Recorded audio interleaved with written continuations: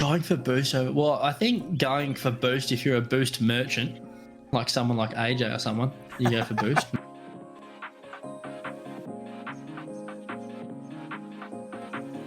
100% of the time. Yes. Always, every second of every game, ball's going in your net, don't worry about it. Go get the boost and make sure you've got the full 100 to celebrate with the other team.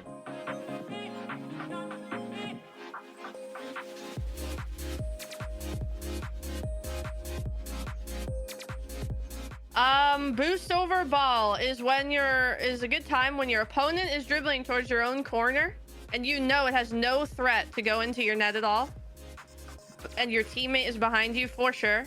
If all of those align, it's better to just take your corner boost, let him just dribble into the wall for useless, and force him to go back with 0. That would be a better time to take boost over ball.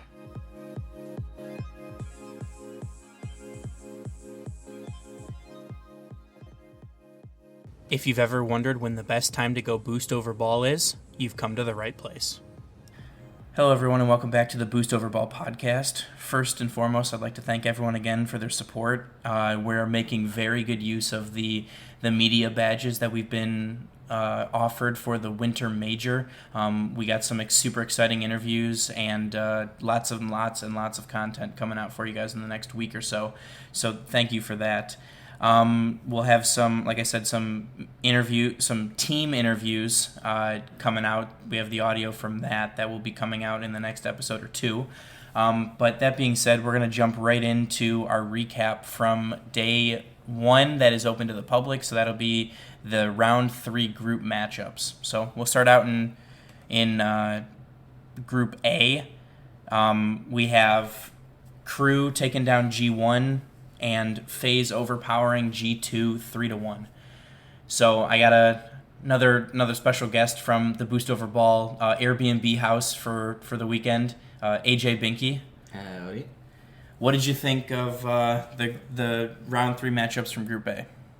Round 3 matchups from Group A. Well, G1 lost, so big sad. And FaZe kind of manhandled G2. Which kind of surprised me. I kind of thought G2 would win. But, yeah, they got slapped.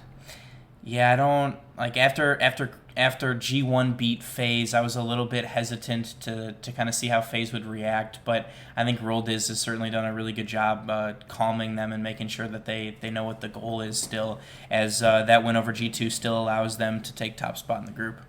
I got a question for you. Do you think it was a matter of FaZe playing bad against G1 or G1 coming out swinging? I think a little bit of both. I think that G1 certainly played very well. I think that Mark by 8 and Dorito and Atomic had themselves a game. I think Atomic played very, very well against FaZe. But also, I don't think FaZe was performing as they think that they should. So, you know, and especially in RLCS, if you don't show up, anybody can come and smack you around, as we find out in one of our later groups with Team Liquid.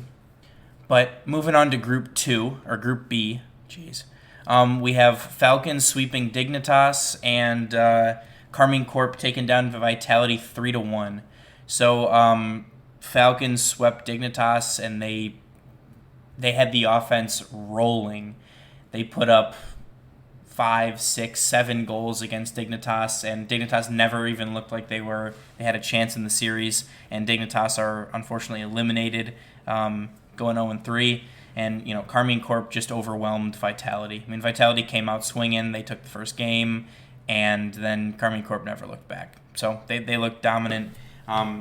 What did anything else you had like takeaway wise from that group? I missed the Falcon Dig game, and I wish I would have seen it. We were on our food excursion at the time, and that took way longer than it should have. Yeah. I want to go back and watch that though. Like that, I want to see the Falcons playing.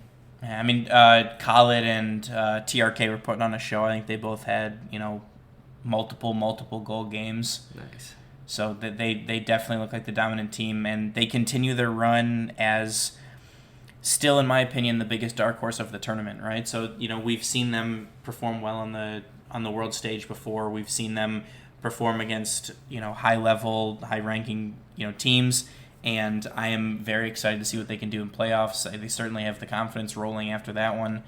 And then, classic Carmine Corp, classic Vatira, winning matches and talking a little bit of shit, pointing, waving, wagging your finger at Vitality. And, we brought it up yesterday, and we continue to bring it up, but, for Vitality, you have the Zen question, right? So Zen's looming over your head, who can start playing in the spring split, and Sazin or Radosin is going to get replaced for Zen. Didn't they say that they're just keeping all 4 players? Yes, but one of them's getting benched. Well, yeah, okay. That's at least until the end of the season, I believe. Man, that's crazy.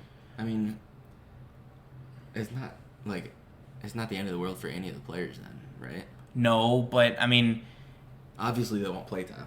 Yeah, but my big thing is basically I've heard that whoever performs the worst is going to get benched. Yeah. And Atomic, who we had on yesterday, was saying that it's up to Zen. So Zen will pick the 2 people that he wants to play really? with. That makes sense, I suppose. They've handed him the keys to the house, so to speak. Yeah. He's the golden child. He's the chosen one to lead Vitality back to greatness. So that's crazy. I can't imagine that's far from their mind, right? I got to play well or I'm going to get benched. The version 1 situation, Khan was getting kicked. He had to been thinking about it the whole split, right? Yeah, same. I feel same with Magic Bear from Optic, and I can't imagine what that would do to your mental. Yeah, for but sure. Moving on to Group C, we have Ground Zero sweeping Gaming Gladiators and Team Liquid going up 2-0 and then getting taken to a Game 5 and beating Team Secret in Game 5. Ground Zero able to sweep Gaming Gladiators, and your APAC representatives have now been eliminated, and unfortunately for them, APAC is still looking for their first game win in an international event. Elevate went 0-9 in the fall major, and Gaming Gladiators went 0-9 in this major. So I think they will hope to take this experience with them and look to build off of it as they continue to try to maintain their spot and stake claim for the spring major here. Team Liquid, on the other hand, I thought that they kind of had the series in hand, going up 2-0 against Team Secret, but I mean, you can't take Team Secret lightly, and they're able to fight back and force a Game 5, which Liquid is ultimately able to win. But I mean, I still think that they look fantastic, and they're one of my favorites to win the tournament. What do you think? So Liquid denied the reverse sweep, right? Yes. Okay, cool. Yeah, I mean, I think after a tactical timeout. Oh, was it? I believe so. Nice. Yeah, I watched I think was Secret and Liquid one of the ones we missed too? Hey, Spencer. Secret and Liquid we missed, right? I believe so, yeah. That's what I thought. Yeah, so obviously I can't really speak on that one much, but it's always nice seeing a reverse sweep potential. Ground Zero, I mean, that was another one that was pretty one-sided for the most part, but Yeah. it was still fun to watch. Yeah. It was always sad to see people going, but They kind of just showed up and took care of business. Yeah. Everyone kind of expected that exactly. result to happen, and Yeah. that is what happened. And like you said, they're going to be taking the experience. Any experience in the international stage is good experience. Yeah, So, for sure. So hopefully they come back swinging next time. I unfortunately had to catch the end of the Team Liquid series from the media room because we were doing a team interview. But I looked down to ask my question and hear the answer, and I looked back up and I'm like, oh my god, it's Game 5. What happened? Yeah. They were up 2-0. How did this happen? But yeah, so kind of everything went how I'd expect, except for that Crew G1 game. I think that was the only series that went. I'm still kind of surprised by the FaZe G2. Yeah, it was close, but I expected it to be at least closer. It was 3-1, wasn't it? Yes, yeah, it was 3-1, but it was a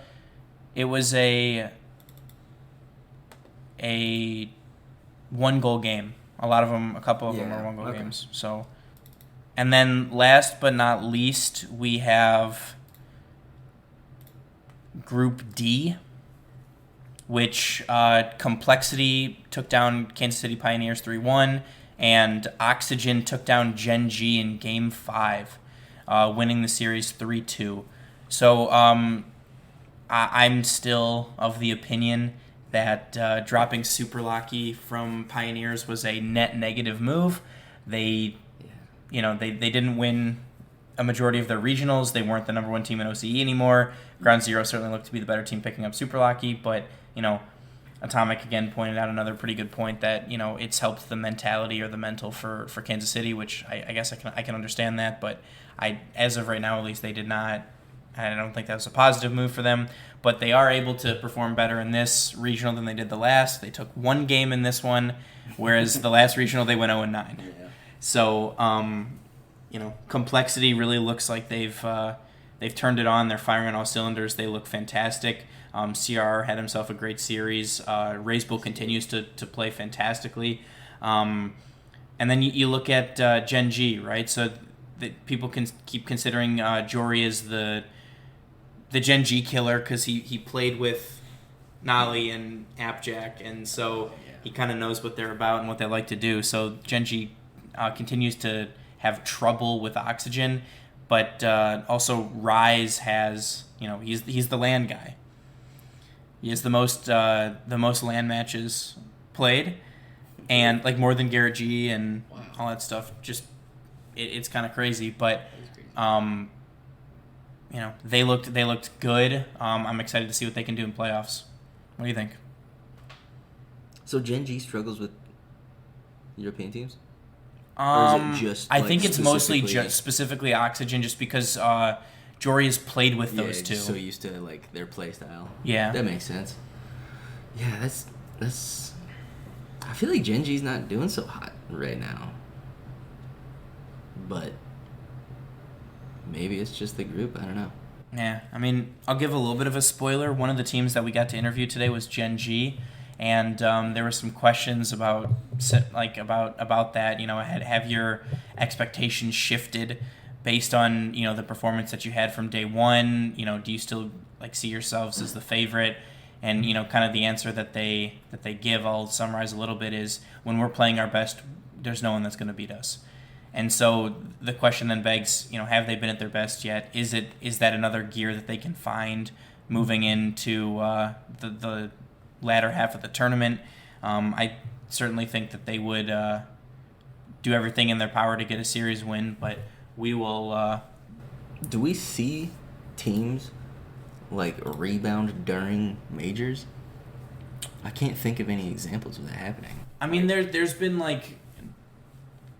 been teams who have gotten out of groups or gotten out of Swiss and not performed very well, but then went on to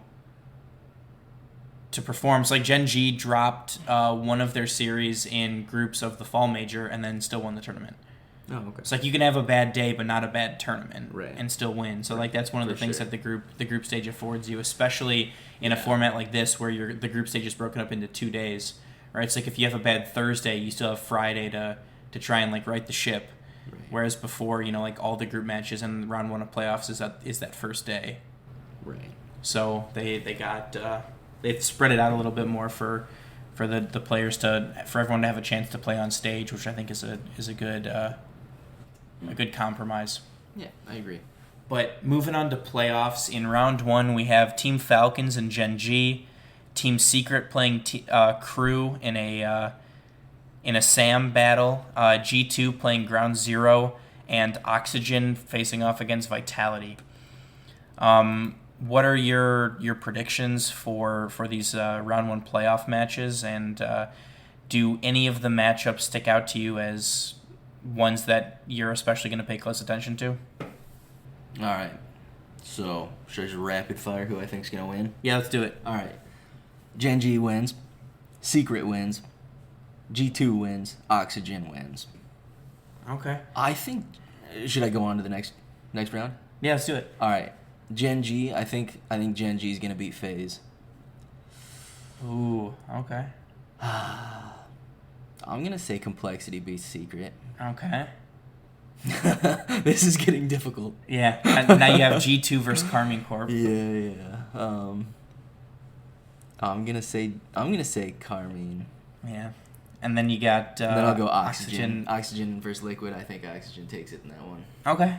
I too think that Gen G will beat Falcons. I think that's going to be a lot better of a series than people think. Mm-hmm. I think Falcons been playing really well. TRK looks as mechanical as ever.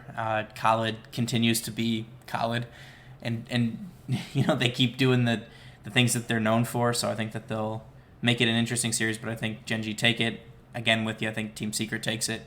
I think G2 beats Ground Zero, and I think Oxygen beats Vitality to knock them out in round one. But I think FaZe beat Gen G. I think Complexity win. I think Carmine Corp wins. And I think Team Liquid wins. Yeah. So I'm still pretty high on Team Liquid. I would love to see a Carmine Corp Team Liquid semifinal. I think, you know, those series have always been really entertaining. I think Team Liquid's mechanical ability and playstyle make it more difficult on Carmine Corp than some of the other teams. But it looks like we may have a NA versus EU showdown in the grand finals. That's depending fun. on how things shake out. But, you know, I'll continue to talk about like G2 versus EU teams. In G2's run in the World Championships over the summer, they played all NA teams and one SAM team on their road to the grand finals. And the first time playing an EU team, which was BDS, they looked like they didn't know how to shoot. They, you know, didn't feel like playing anymore. It just was not a good showing for them, you know, playing an EU team. So I will be very interested to see what happens. I think that they can certainly take care of Ground Zero. I think that G2 Ground Zero and Team Secret Crew are probably the two most lopsided matches that I see in the playoff bracket in terms of like competition level. Mm-hmm.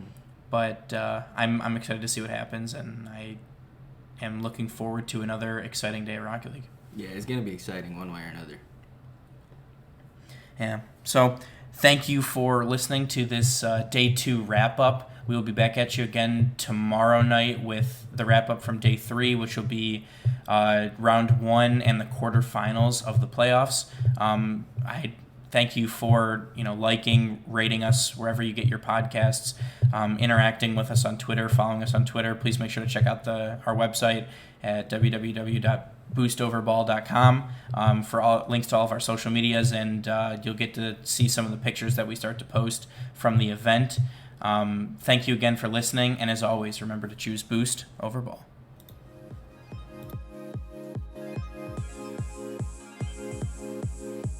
Thank you for listening to the Boost Over Ball podcast.